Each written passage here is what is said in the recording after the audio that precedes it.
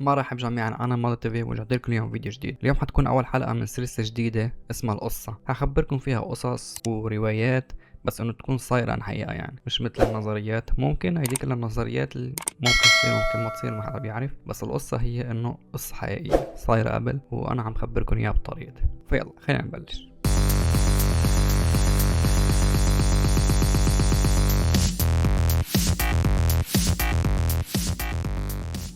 اليوم القصة حتكون عن ناس حلمهم كبير كتير، حلمهم يكون عندهم ملايين، يعيشوا حياة ما كانوا يحلموا فيها من قبل، بس الحلم عندهم ما كان مثل الحلم عند أي حدا تاني. هن قرروا يجيبوا هالملايين بأي طريقة، حتى لو بدهم يحفروا الأرض حرفيا ليلاقوها. السنة سنة 1977. المدينة ميامي فلوريدا، شمس، بحر، سيارات فخمة، وأوتيلات مليانة ناس معها مصاري. بس بين كل هالناس في ناس كان ما معهم شي، الناس عم تشتغل الليل نهار وما معها تدفع حتى أجار البيت، وناس مستعدين يعملوا أي شيء لحتى يوصلوا لهون. بهيدا الوقت كان في بنك معروف باسم يونايتد كاليفورنيا بانك. خزنته كانت تحت الأرض، الخزنة مش عادية، 100 متر مربع جواته ملايين الدولارات وذهب وألماز وصناديق حديد مليانة أسرار. الناس بتحكي عنها وين ما كان، الناس بتقولوا لو حدا قدر يفوت لجوا بيعيش ملك طول حياته، وبيردوا عليه بيقولوا له إنه بحياتك ما بتحلم أصلا توصل لهونيك. بس بين كل هالناس كان في 6 رجال، واحد اسمه سامي قاعد بزاوية بقلب بار رخيص، عيونه عم يلمعوا. سامي كان دايما ساكت، يفكر كتير وبيحسب كل شي. وفي حوالي الشباب جو، رامي، بلال، كريم وزياد. سامي هيك رفع راسه وقال بصوت واطي: ليه لا، مين قال مستحيل؟ اول شي ضحكوا، بس رامي رد عليه وقال له: عن جد عم تحكي؟ بدك تسرق بنك؟ عم سامي رد عليه وقال له: مش من الباب ولا من الشباك، بدنا نفوت من تحت. الكل سكت. لأول مرة الكلمة صارت فكرة، والفكرة صارت خطة. فبلشوا من تاني يوم. سامي طلب من الكل يلبسوا ثياب عادية ويركبوا سيارة قديمة ويقعدوا كل يومين أو 3 قدام البنك. جو كان عنده شوية خبرة بالهندسة، صار يحمل دفتر ويكتب. الحارس بينام الساعة 3، الكاميرات ما بتشوف الزاوية على الشمال، الدورية بتمر كل نص ساعة، والحي اللي حوالين البنك بيكون هادي بين 12 وال5 الصبح. الشارع الخلفي ما في حركات تقريبا. كل يوم بيتعلموا شي جديد، كل يوم بيكتشفوا نقطة ضعف جديدة. الكل صار يحلم ويغمض عيونهم ويتخيلوا حالهم عم بيعدوا ملايين الدولارات. بعد حوالين تقريبا شهرين مراقبة، شافوا هيك بيت صغير قديم بالحارة اللي وراه للبنك، يعني حيطان مشققة، باب مقكول، شبابيك مسكرة، وجنينة كلها عشب يابس. يمكن لو مرقت قدامه ما بتطلع فيه اصلا البيت. بس سامي شاف فيه اكتر من بيت مهجور. سامي قال: هيدا هو المفتاح. البيت كان بعيد حوالي 100 متر عن البنك. كريم يلي كان شاطر بالحكي راح لعند صاحب البيت وقال له: نحن طلاب هندسة، بدنا نستأجر البيت شهرين، عنا انه مشروع تخرج بدنا نعمله. صاحب البيت ما سأل حتى، قال له: خذ المفتاح وحظا سعيدا. رجعوا الشباب على البيت الجديد، زتوا هالشنطة ووقفوا بالنص. قالوا: متأكدين يا شباب؟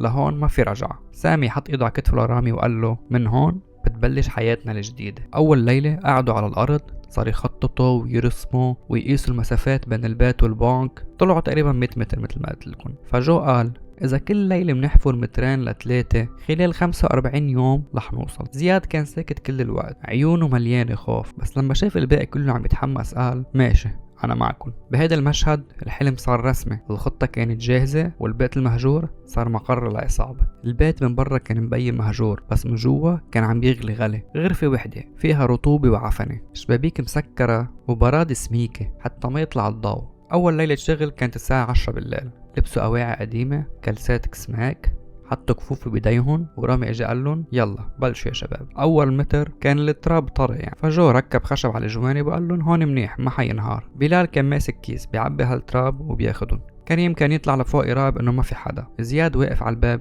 كل شوي يهمس يقول: في حركة شي؟ سامي ساكت بس عيونه ما غمضوا. بعد ساعة، بعد ما هلكوا صاروا كلهم عرق، تنفس صار تقيل، الهوا جوا كان قليل، بس كل ما كانوا يطلعوا تراب اكتر ويكبوه بالحديقة يحسوا انه قربوا. تاني متر الارض صارت حجر. رامي كان يضرب بكل قوته ويقول انه ما حاتراجع، وكل ما يكسر حجر بلال يلم القطع ويحطها بكيس. جو يركب خشب جديد ويكتب ملاحظات على الدفتر. اليوم مترين ووضع ثابت. بعد 3 امتار المي بلشت تطلع، صار طين بكل محل. كريم ركض وجاب مضخة مي، جو ركب انابيب لهوا زيادة، زياد ركض من فوق وقال لهم: في صوت، في سيارة. الكل سكت. طلع صوت سيارة مارة عن بعيد، فرجعوا تنفسوا وكملوا شغل. والايام مرقت هيك، اسبوع، اسبوعين، 3، يحفروا، يكبوا التراب، يشطفوا المي، صاروا يقسوا على حالهم. بعد أسبوعين صار عندهم عادات غريبة. بلال صار دايما يغني على صوت واطي وهو عم يحفر، الدولارات جاية لعنا. رامي صار يكتب على الحيطان 10 امتار 20 متر قربنا. جو صار يعلق هيك صور صغيرة لجوا حتى يحس إن المكان مثل بيت. زياد صار ينام بنص الليل من التعب،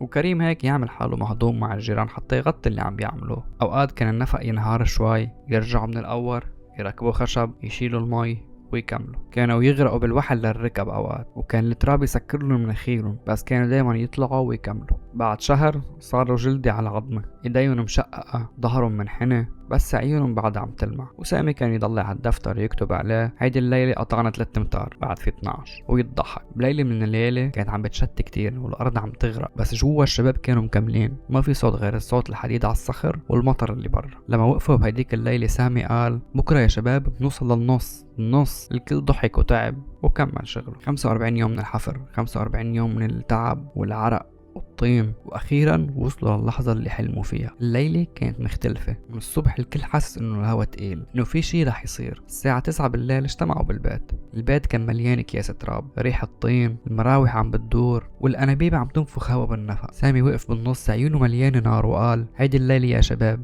يا منصير ملوك يا منندفن تحت تراب. فرامي قال له يلا خلينا نصير ملوك. كل واحد لبس كله أسود، كفوف جلد وطاقية سوداء، أدوات جاهزة، أكياس جديدة، لمبات ضوء صغيرة، ونزلوا كلهم سوا على النفق. الهوا جوا كان بارد شوي بس منه مريح. الحيطان رطبة والأنابيب عم تعمل صوت طنين. لما وصلوا لنهاية النفق كان في جدار اسمنتي قدامهم. جو صار يلمسه بإيده وقال لهم هون أضعف نقطة. بلال ابتسم وقال يعني بعد متر منكون جوا؟ جو هز براسه وقال له أقل كمان. أول شي ركبوا الخشب حوالين الجدار حتى ما يوقع، ورامي مسك هالمطرقة الكبيرة وبلش دق. كل دقة كانت تعمل صدى بالنفق كله. زياد واقف ورا ريقه ناشف، كريم ماسك الكيس وعم يمسح عرقه، وسامي بس عم براقب. كل شوي الجدار كان ينفتح شوي شوي. بعد ساعة صار في فتحة صغيرة طلع منها هوا بارد. رامي ضحك وقال لهم حاسس بريحة الملايين. وسعوا الفتحة أكتر وأكتر، ولما صاروا شافوا من خلالها يعني هيك نور صغير فات على النفق. جو مد ايده لجوا وقال ولاد الحارة صاروا بالبنك.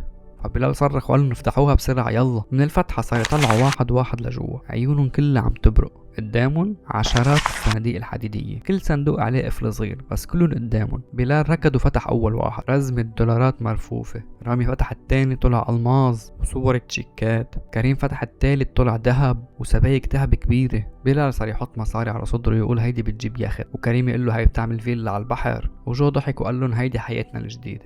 8 ساعات وهن عم بيركضوا بين الصناديق، كل واحد يحمل كيس ويرجع على النفق، يطلع على البيت وينزل كيس تاني. البيت صار مليان اكياس حتى الحمام، حتى الحديقة صار فيها اكياس مدفونة مؤقتا. فزياد قال له نخلصنا ولا بعد؟ عم سامي قال له لا بعد، بدنا نفضي كل شي فينا. فلما خلصوا كانوا تعبانين. رامي قال لهم الليلة صرنا مروق، وطلع على السطح. السما بعدها سودة والمدينة بعدها نايمة. تاني يوم كل شي كان عادي بالبنك. الموظفين فتحوا الابواب، الزباين فاتوا، والكل عم يشتغل كأنه ما صار شي.